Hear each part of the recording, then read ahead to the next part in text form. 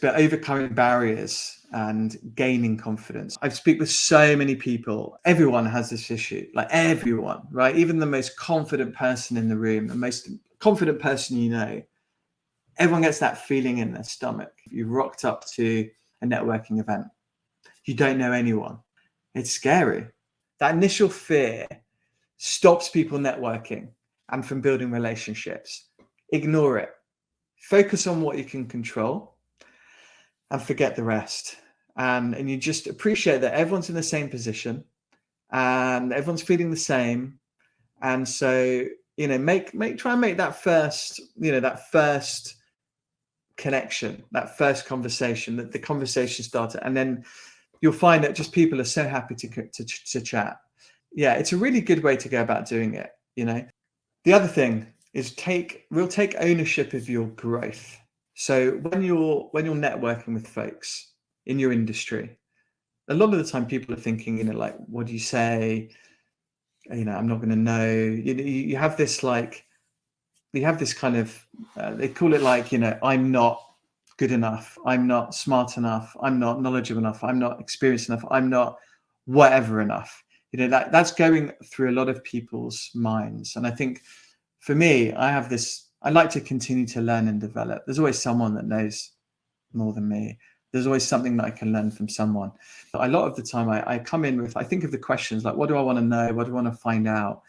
And I take a real interest. And it's a really nice way to go about it, because suddenly when you're asking questions, you're in control. I ask you a question, you've got to respond to me. Like, it's rude, right? Some people respond with a question and it's a bit, look at like some of the political debates, and they don't quite answer the question and they avoid it, and you can smell it a mile away, and it's like, oh, really? Networking is different, right? You prepare your questions, something really interesting, something you want to find out about someone, and then suddenly you have the power in the conversation. It gives you a bit more confidence because you're in a conversation, and for the person receiving the question, it's actually really cool. I love being asked questions because people like people that listen to them. You can't help it. I was interviewing someone last week for a job, and they'd clearly done their research and they jumped online, they checked out some of my stuff. And I said, hey, lovely to meet you. And they dived in with I watched this video. It was great. And they'd prepared a question about it. And I was like, wow, awesome. And then suddenly I couldn't help it. I suddenly you start to like that person. You just can't help it. So do that, prepare, take ownership for your learning and development, and it really helps with networking. The other thing I would do is also find mentors. We all need a support group around us. And I often call it like being the CEO of your career, and put a personal board of directors together. These are people that have different skill sets. They're not just going to be like, yes, yes, yes, I agree with you. Of course, they're going to challenge you. Like, why are you doing what you're doing? Why do you believe what you believe? Have you thought about doing it this way? So to put a personal board of directors together, I would really think about, if you don't already, a few mentors, a personal board of directors. It's such a wonderful way to do it. It's taking ownership. It's being proactive. It's a really lovely way to do it. I've had mentors the whole way through.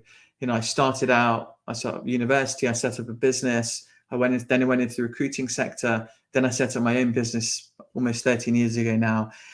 And I've not done it on my own. I've had help from loads and loads and loads of people that, have been I've actually asked to be a mentor, people that haven't even realized it, but have been amazing helps and mentors to me. And I've done all of that through networking, taking an interest in people and genuinely wanting to make friends. And it's so powerful. And so if you don't already, find mentors, and you could, you'd be wanting to start a business, or, you could be employed in a company and wanting to progress and move forward. We all need help. And it's a really good way to think of it. You are a business, you're the CEO. So run your career like a business. And it's a brilliant way to do it. On the flip side, send the elevator back down. Share your knowledge with people, and it helps them immensely. And it also helps you to build your confidence, because you probably know an awful lot more than you think you know. and you've got a lot of stuff to share. You know, like our journeys are our journeys, and we all have these unique stories, and we all take different paths in life, right? There's never a right way per se. Like, there's loads of different routes to get to where you want to get to. So send the elevator back down.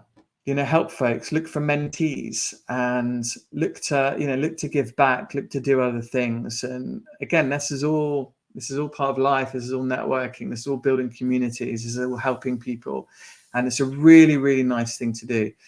And I would strongly recommend you do that. And it's just brilliant. I spoke with a wonderful coach, Mary Rezek. She's an executive coach. What wonderful lady. And we did a great podcast on this very thing. I get so nervous before I do a presentation or meet a client, as I don't think I'm good enough. What can I do?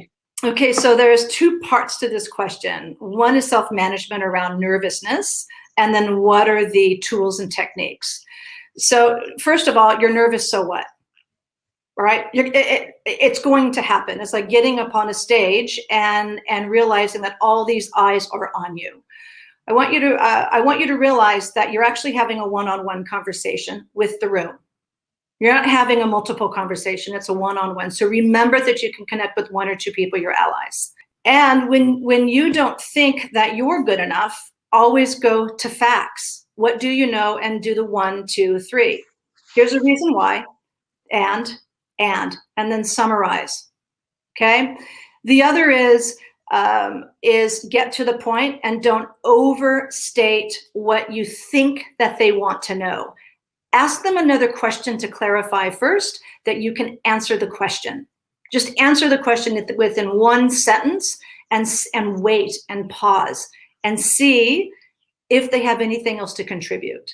You're going to be nervous. I do some TED Talk speaker coaching, and it is terrifying to get onto that red dot. And there's a lot of practice. You walk in and your knees are shaking, and the one thing that I find, and this is when the speakers are on that red dot, it's know your first 3 sentences. Same thing with the presentation. Have some note cards. Do something that will allow you to remember the first start of what you need to say, and the rest will flow. So I think there's more than just prepare. All right. It's be ready for what I call the red herrings, or the lob into a question that you're like, I don't know.